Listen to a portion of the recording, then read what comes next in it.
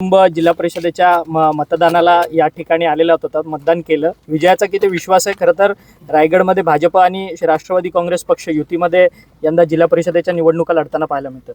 रायगड जिल्हा परिषदेमध्ये राष्ट्रवादी काँग्रेस पक्ष आणि भारतीय जनता पक्ष निर्विवादपणाने त्या ठिकाणी बहुमत मिळवे आणि त्याच्यामध्ये आम्ही यशस्वी होऊ. आज या ठिकाणी आलो. माझा परंपरागत असलेल्या या मतदान केंद्रामध्ये गेले 92 सालापासून मी या ठिकाणी मतदान करत आलो. त्यामुळे या मतदान केंद्रामध्ये इथे यावं, इथल्या माझ्या भूमीचा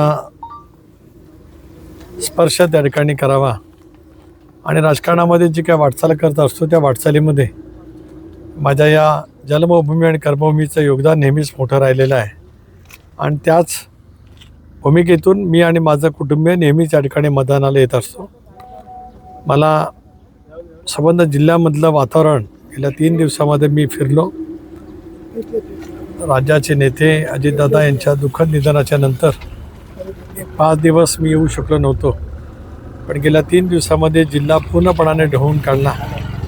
कर्जत खालापूर असेल, अलिबाग असेल, मुरुड असेल, शिवधन, बसाताळा, माणगाव, रोहा असेल, महाड असेल, या सगळ्या परिसरामध्ये जाऊन तिथल्या कार्यकर्त्यांची उमेद, ताकद, शक्ती आणि मग आम्ही ज्या युतीतून लढतो आहोत त्याच्याबद्दलचं जनमानसातलं मत अधिक वाढवण्याच्या दृष्टीकोनातून प्रयत्न केले. रायगड जिल्ह्यामध्ये अध्यक्ष कोणाकडे जाईल? एक बाब अशी आहे की राष्ट्रवादी काँग्रेस पक्ष आणि भारतीय जनता पक्ष निवडणूक एकत्रितपणाने लढवत आहे. निर्विवादपणाने आमचं स्पष्टपणाचं बहुमत हे परवाच्या दिवशी दुपारी याच वेळेला, याच्या अगोदरच निकाल लागलेला आपल्याला पाहायला मिळेल. त्यावेळेला त्या संदर्भातला निर्णय लगेच होईलच. शेकापचे जयंत पाटील देखील म्हणतात की आमचाच पुन्हा एकदा या ठिकाणी अध्यक्ष बसणार आहे. दुसरीकडे महेंद्र द्रविड देखील म्हणतात की शिवसेनेचं जे काम आहे त्याच्यामुळे आमचाच या ठिकाणी अध्यक्ष बसेल. काय वाटतंय दोघांच्या दाव्यांवर काय? डॉक्टर बाबासाहेब आंबेडकरांनी दिलेल्या संविधानामध्ये प्रत्येक राजकीय पक्षाला आपापलं मत मांडण्याचा नक्कीच त्या ठिकाणी अधिकार असतो.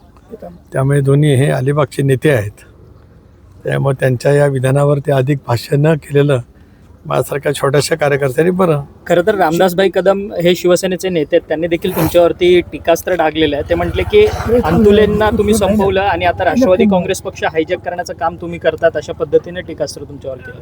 रामदास कदमांच्या वरती कारण त्यांचं जे गलिच्छ वक्तव्य आहे त्याबद्दल मी अधिक बोलू इच्छित नाही. कारण दगड चिखलामध्ये मारणं म्हणजे आपल्या अंगावरती चिखल ओढून घेणं. त्यांना त्यांचं करू द्या. राष्ट्रवादी काँग्रेस पक्ष हा आम्ही प्रचंड मेहनतीने दादांच्या नेतृत्वाखाली एनडीएमध्ये फारकत घेतल्याच्या नंतर विधानसभेच्या निवडणुकीमध्ये 41 जागांच्या वरती यश मिळवत त्या ठिकाणी आम्ही बहुमतामध्ये आलेलो आहोत. त्याच्यामुळे आमच्या पक्षाचा निर्णय करण्याचा आमचा अधिकार आहे. आता त्यांनी मातोश्रीला का सोडलं, इतरांची का साथ धरली, तो त्यांचा प्रश्न आहे. आम्ही कधी त्या वतीमध्ये कधी विचारलं नाही. आता अंतुले साहेबांचं दीर्घकाळ नेतृत्व, त्यांचे आशीर्वाद माझ्यासारख्या कार्यकर्त्याला मिळाले. त्यामुळे कधीही अंतुले साहेबांच्याबद्दल माझ्याकडून एकदाही कटुतेचा शब्द ना यापूर्वी आला, उद्याच्या तर भविष्यामध्ये येण्याचं काही कारण नाही. कारण आमची संस्कृती ही वडीलधाऱ्यांचा आदर, जनमानसामध्ये काम करत असतानाच प्रत्येक सर्वसामान्य माणसाचा योग्य तो आदर, हे गेल्या 45 वर्षाची माझी राजकीय आयुष्याची शिजोरी असल्यामुळे कोण काय बोलतं याच्याकडे मी फारसं लक्ष देत नाही. एवढ्यासाठीच जनतेचं पूर्णपणाचं पाठबळ गेल्या या माझ्या राजकीय वाटचालीमध्ये पूर्णपणाचं त्या ठिकाणी मिळालेलं आहे. तटकरे सर, दोन्ही राष्ट्रवादी एकत्रीकरणाच्या संदर्भात सातत्यानं चर्चा ज्या आहेत त्या शरदचंद्र पवार पक्षाकडनं होताना पाहायला मिळतात. त्यांचा दावा आहे की अजित पवार हे राष्ट्रवादी काँग्रेस दोन्ही एकत्रित करणार होते, विलिनीकरण होणार होतं, अशा पद्धतीचा दावा त्यांच्याकडनं होतोय. मात्र हसन मुश्रीफ तुमच्या पक्षाचे मंत्री आहेत, नेते आहेत, ते म्हणतात की सुनेत्रा पवारांनी जर निर्णय घेतला तर तो विलिनीकरणाचा मार्ग होईल, अशा पद्धतीचं मत ते व्यक्त करतात. हसन मुश्रीफ जरूर पक्षाचे वरिष्ठ नेते आहेत, कारण आम्ही सर्वांनी म्हणून दादांच्या नेतृत्वाखाली इंडियामध्ये जाण्याचा निर्णय त्या ठिकाणी घेतलेला आहे. शेवटी या विषयाची चर्चा आम्ही सखोलपणाने करू. 10 तारखेला मुंबईला मंत्रिमंडळाची बैठक आहे, त्यावेळेला उपमुख्यमंत्री म्हणून वहिनी त्या ठिकाणी येतील. त्याच्यानंतर आम्ही या विषयावरती चर्चा नक्कीच त्या ठिकाणी करू.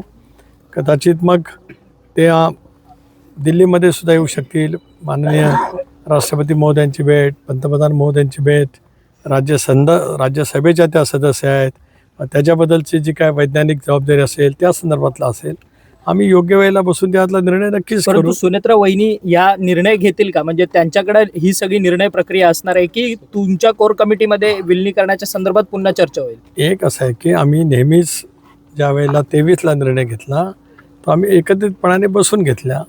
वहिनी आमच्या विधिमंडळ पक्षाचे नेते आहेत, पक्षाच्या सुद्धा नेते आहेत, त्यामुळे आम्ही सगळेजण एकत्रितपणाने बसून त्या संदर्भातला निर्णय घेऊ. राष्ट्रवादी काँग्रेस पक्ष हा दादांचा परिवार आहे. दादांचा परिवार म्हणजे राजकीय परिवार आहे, परिवार म्हणजे राजकीय परिवार. अन्यथा याच विषयावर परत काहीतरी वेगवेगळी टीका टिप्पणी करण्याचा कोणी प्रयत्न करीत. हा दादांचा राजकीय परिवार आहे जो नेटाने, आत्मविश्वासाने, कणखरपणाने, पॉलिटिकल विल ज्याला आपण म्हणतो, राजकीय इच्छाशक्ती, ही दादाने लोकसभेच्या निवडणुकीच्या अपयशाच्या नंतर ज्या पद्धतीने दाखवली, जी जिद्द दाखवली, आणि राज्यातल्या 13 कोटी जनतेने आम्हाला राष्ट्रवादी लवकरच एकत्र येतील म्हणून विनाकारण आपण वेगवेगळे संदर्भ लावणं अयोग्य आहे. रोज संध्याकाळी संबंध पवार परिवार ज्या वेळेला सांत्वनासाठी सगळी जनता त्या ठिकाणी येत असते, राज्याच्या देशाच्या कानाकोपर्यंत असतात, त्यावेळेला ते संध्याकाळच्या वेळेला त्या ठिकाणी असतात. आणि परिवारामध्ये चर्चा होणं याच्यामध्ये गैर वाटायचं काही कारण नाही. शेवटी त्या अशा प्रसंगातल्या चर्चा किंवा बोलणं, संवेदना मनामध्ये ठेवून हे आपल्या परंपरेला किंवा आपली जी काही आतापर्यंतची ज्या वेळेला दुःखद घटना घडतात, एखादी घरातला वेगळा प्रसंग असतो, त्यावेळेला कुटुंब एकत्रितपणाने बोलत असतं. त्यामुळे त्याच्यात कोणालाही वागवं वाटायचं काही कारण नाही. रोहित पवार पत्रकार परिषद घेणार आहेत आणि विलिनीकरणाच्या संदर्भातले सगळे पुरावे जे आहेत ते मांडणार आहेत म्हणतात. कसं आता रोहित पवारांनीच हा पक्ष वाढवलेला असल्यामुळे आता आम्ही ज्या वेळेला 41 जागा जिंकलो त्याच्यात त्यांचे कठोर परिश्रम आहेत. आणि आम्ही निर्णय वेगळा घेतल्यापासून ते नेहमीच दादांच्यावरती स्तुतीसुमनं करत आलेले होते. दादांनी म्हणजे त्यांच्या काकांनी घेतलेला निर्णय त्यांना अधिक प्रिय होता असे त्यांच्या अनेक वक्तव्यातून 2023 पासून संबंध महाराष्ट्राने, संबंध वाहिन्याने अनुभवलेला आहे. त्यामुळे स्वाभाविकच त्यांचा अधिकार मोठा आहे. सुनेत्रा पवारांना अर्थ खातं का मिळालं नाही या सगळ्या आपण आता स्पष्टीकरण चर्चा जो आहे, करू. आपण कोण स्पष्टीकरण करणार आहे? संजय राऊतांनी सांगितलं की मुख्यमंत्र्यांनी स्पष्टीकरण द्यावं की सुनेत्रा पवारांना अर्थ खातं का दिलं नाही म्हणून. संजय राऊतांना काय अधिकार आहे? आम्ही महायुतीमध्ये आहोत. महायुतीमध्ये भारतीय जनता पक्षाचे, इंडियाचे आम्ही घटक आहोत. त्या संदर्भातला निर्णय आम्ही करू.